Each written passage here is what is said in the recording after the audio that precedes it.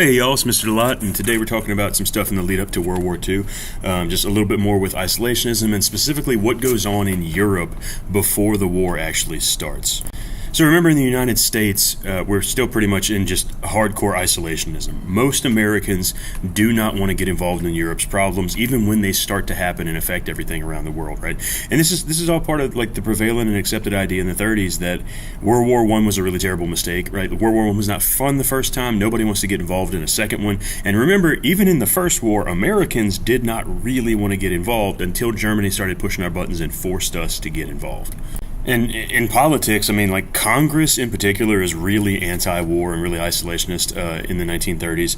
I mean, they even make like investigative committees to figure out why World War I happened. That like concludes that one of the biggest reasons to fight in World War I was the U.S. kind of like serving the greed of bankers and arms dealers and business in general in the United States. What later is going to get called the military-industrial complex, right? The companies that make all the weapons and all.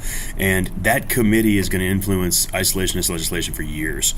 And ultimately, they passed the Neutrality Acts, which are just isolationist plus tax, basically bills to keep us from going to war. And essentially, regardless of party, it's isolationists that have control of Congress through at least 1938. And to try and ensure U.S. neutrality, they adopt a couple of these things that FDR only signs very reluctantly. There's isolationist laws in Neutrality Acts in 1935, 1936, and 1937. Just boom, boom, boom. And the first one, in 1935, prohibits the president from sending any arms shipments to countries that are actively engaged in war or might be soon, and it forbids U.S. citizens to travel on ships of any belligerent countries that are involved in any war. Because remember, like, you know, one of the things that got us into World War I in the first place was we were selling weapons and giving supplies to Britain and France, and we had American ships getting attacked, so they're just trying to stop that from happening, which, of course, isn't going to work. The Second Neutrality Act in 1936 made it illegal to extend credit or give loans to any belligerent countries, which was another thing we had been doing in World War I. And then the last Neutrality Act in 1937 forbade shipment of weapons to any opposing sides in Spain's Civil War specifically, because that's going on.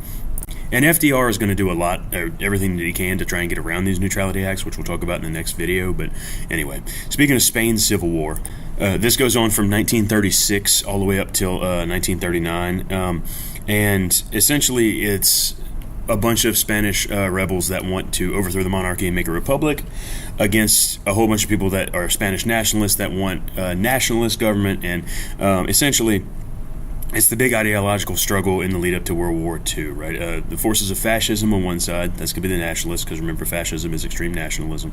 And that's going to be led by General Francisco Franco, who ultimately will win and become the fascist dictator of Spain. He's going to be there till 1975 because he doesn't actually get involved in World War II, more than just like vocal support for Germany and Italy, but technically not one of the Axis powers, so he doesn't get overthrown after the war. But anyway, the other side is going to be what they call the Republicans or Loyalists.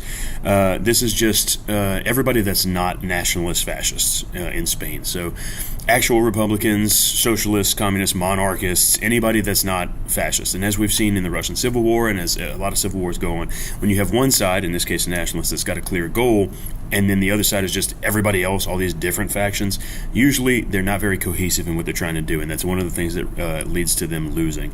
But anyway, the nationalists win in 1939. Franco becomes a dictator. But during the war, which is pretty bloody, FDR and most Americans sided with the Loyalists because they didn't want a dictatorship, but they couldn't really help because of the Neutrality Acts. Who could help is going to be Stalin, Hitler, and Mussolini.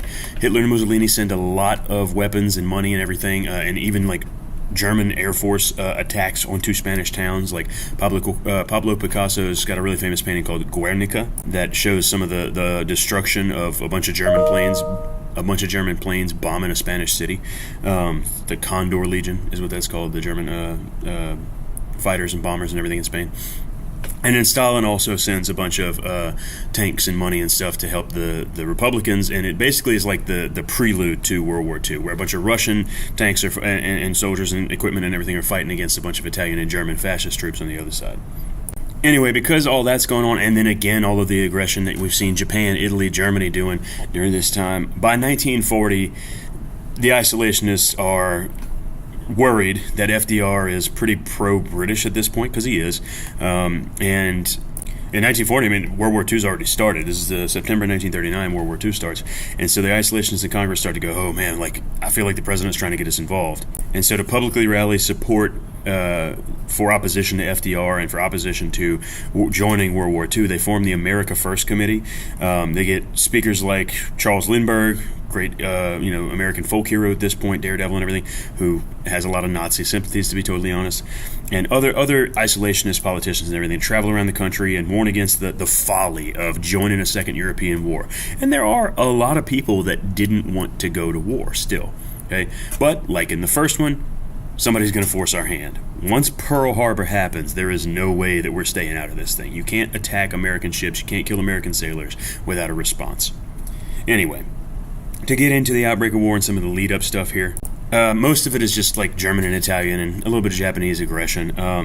But between 1935 and 1938, there's a lot of things that the fascist regions do that make Britain and France really nervous, that make FDR really nervous. We've already talked about this before, but Hitler is going to violate the Treaty of Versailles in essentially every possible way. Like, for example, he starts building up a powerful air force called the Luftwaffe. Literally just means air force in German, but that is what it's called. And I mean, that's, again, illegal under the Treaty of Versailles, but also, like, this is how he's going to, like, Hitler is going to attack into France and attack into Britain. And essentially, when Hitler and Mussolini start making these power moves, Britain and France just generally let them do it. This policy is going to be called Appeasement, where they essentially give Hitler what he wants in the hopes that he will stop taking more stuff, right? Like, give him what he wants and maybe he'll calm down, right? When he says, I want an air force, go, okay, fine, Hitler, that's all right. You can have an air force as long as you don't attack anybody with it, which is a ridiculous notion. Or you can have this piece of territory as long as you don't take anything else, right? Hitler is like a bad kid whose parents aren't punishing him, right?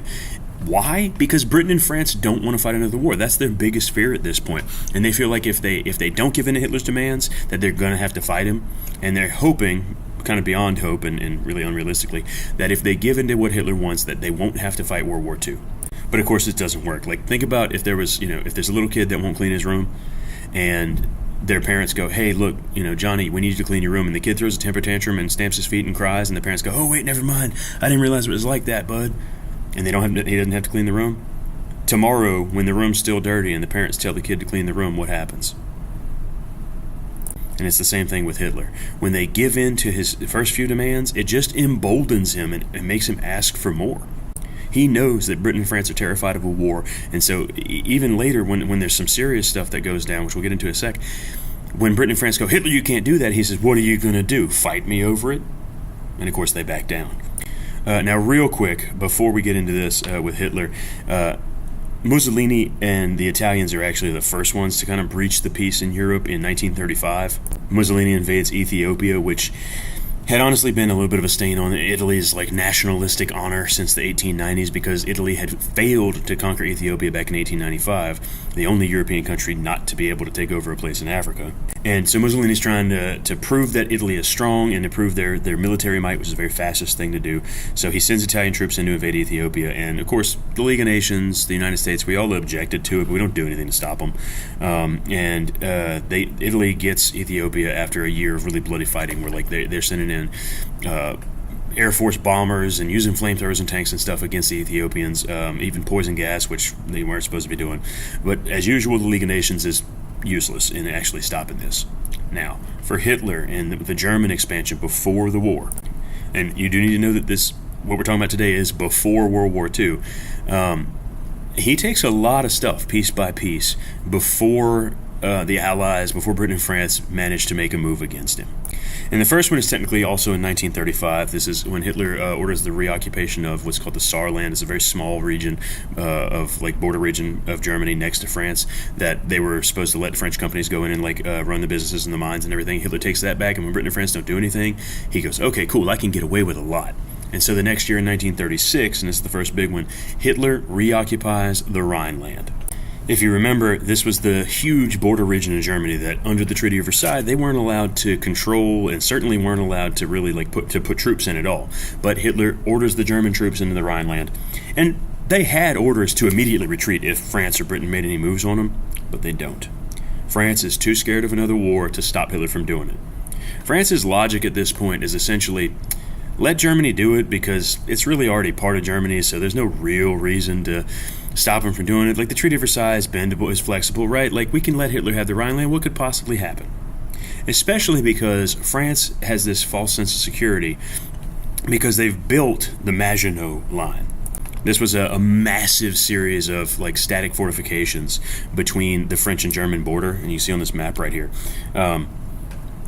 Essentially, it's an artificial mountain range that is just chock full of French troops and French cannons, and it's got hangars and stuff that, you know, basically poop out planes and tanks and everything. And what it is essentially a thing built to make World War I never happen again, right?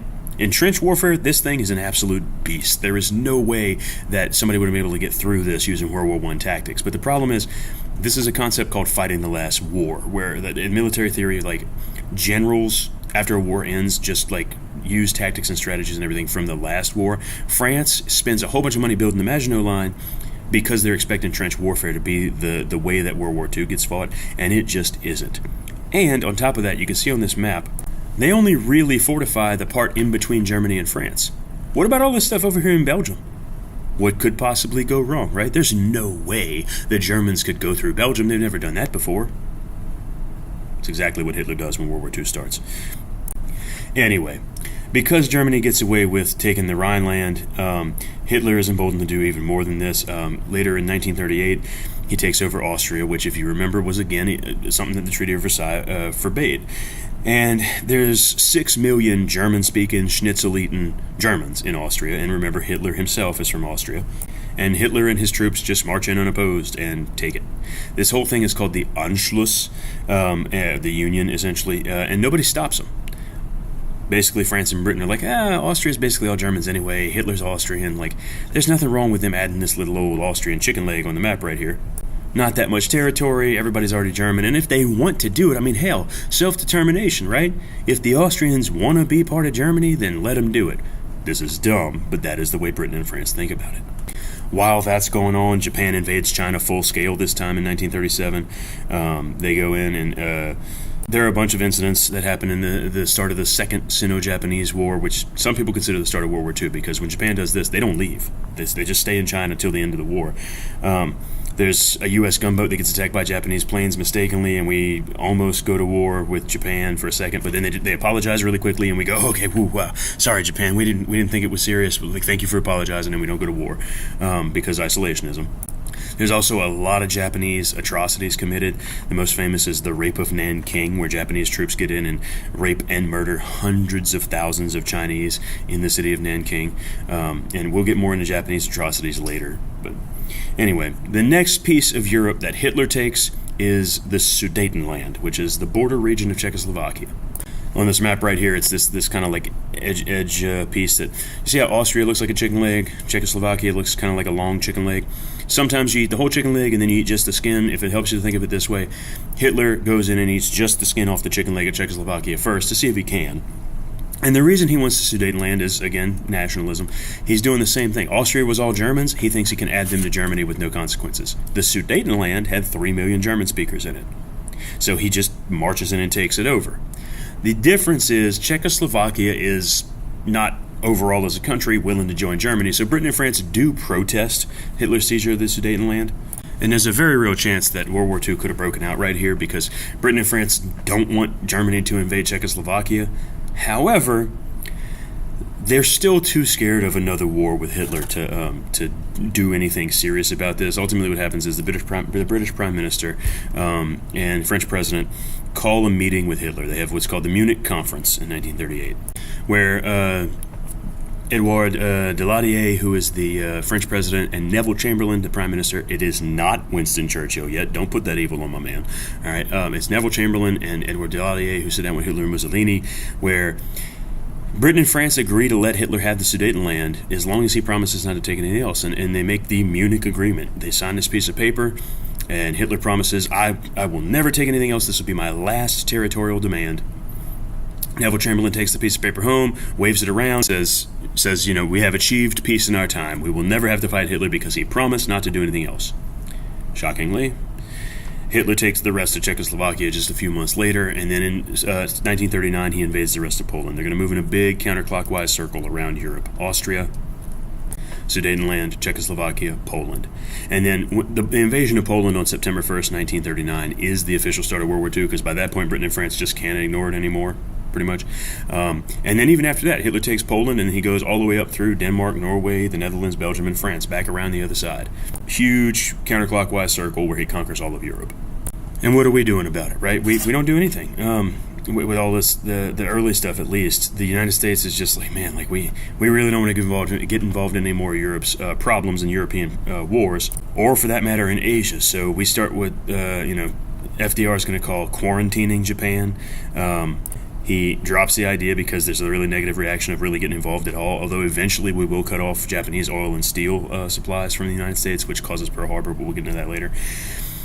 Other than that, like Wilson in 1916, FDR does realize that eventually something's going to happen that we have to respond to, and so he does kind of argue for neutrality and security at the same time. He gets Congress to start letting him do a few things, which I'll talk about in the next video, to kind of help Britain get ready. Like, it's illegal to send him money and weapons, but or at least sell him money and weapons, but we'll find a way around this. FDR does start pumping up the budget. Anyway, the last thing I want to talk about for today is what Hitler does right in the lead up to the invasion of Poland. After he takes Czechoslovakia, Britain and France pledge to defend Poland no matter what, similar to how Britain pledged to defend Belgium back in World War I. And Hitler, therefore, should know, and kind of does, that if he attacks Poland, when he attacks Poland, Britain and France are going to finally declare war on Germany. And if they do that, then there's a good chance that Russia comes in from the other side, and Germany's biggest fear is still a war on two fronts. So what does Hitler have to do? He has to find a way to keep a war on two fronts from happening.